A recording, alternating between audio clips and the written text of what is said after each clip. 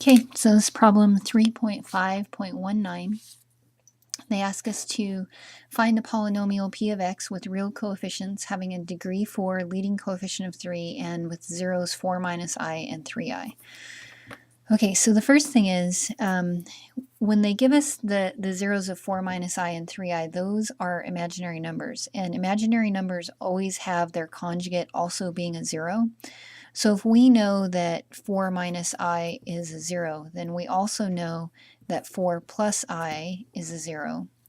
And because that's the conjugate of 4 minus I. And then we also know that negative 3i is a 0 because that's the conjugate of 3i. Okay, so what we want to do is we basically want to build this polynomial backwards. Okay, so what I'm going to do is I'm going to say these would have come from, at some point, you know, I would have had the position where I had solved and came up with x equals 4 minus I and x equals 4 plus I. So what I'm going to do is I'm going to subtract, subtract 4, add I, so that I get x minus 4 plus I. And then over here it would look like x minus 4 minus I. So that's subtracting 4, setting these to 0. Okay, because essentially they would have come from this position equal to 0 at some point. Now it wouldn't have looked like that, but we can find the polynomial that it came from by building it this way. Okay, so and then I can do the same thing over here. So this would have come from x equals 3i and x equals negative 3i and x minus 3i. This add it becomes x plus 3i, and at some point it would have been equal to 0. Okay, so I really don't care about the equal to 0 part. I'm just showing you where they would have come from. What we care about is finding the polynomial from each of these multiplications. Okay, all right, so if I take a look at this one and I just multiply it out, first is x squared, and then I have x times negative 4, so that's negative 4x, and then I have negative xi, and then here I have negative 4x. Negative 4 times negative 4 is positive 16, and then positive 4i.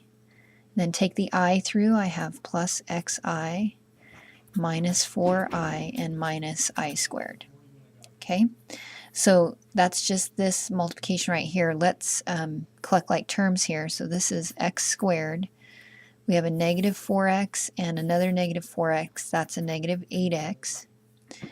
I have a negative xi and a positive xi add to be 0. Positive 4i, negative 4i add to be 0. And then I have a plus 16 and a minus I squared, and this is minus negative 1 because I squared is the equivalent to negative 1. So this is actually a plus 1. Okay, so the polynomial that those would have come from would have been this one right here, x squared minus 8x plus 17. Okay, all right, so we're trying to find this p of x here. We want it to have a degree 4. It'll have a degree 4 if we find these polynomials, because this is coming from a second power, this is coming from a second power, as we can see here. And then leading coefficient of 3. So we're looking at having a leading coefficient of 3. And then this, and then we need to find the next piece that's going to go in right here is this part multiplied. Okay, so if we multiply that out, it looks like x squared plus 3xi minus 3xi and minus 9i squared. And these two cancel. Minus 9 times I squared is negative 1, so this becomes a plus 9. So x squared plus 9. Okay, so this is the polynomial that we're looking at, and they're going to want us to multiply that all the way out. Okay, so what I'm going to do is I'm going to multiply these two first.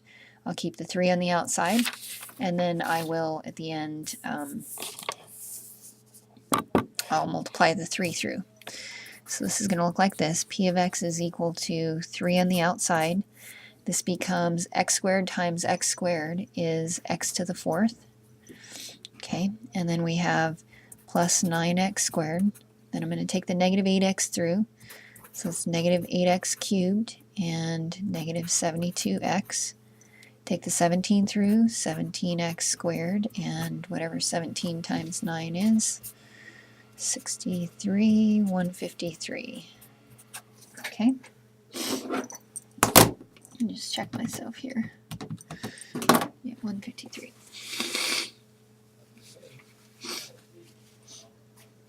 Okay, so last step here would be to take the 3 and distribute it through. So it's going to look like 3x to the 4th plus,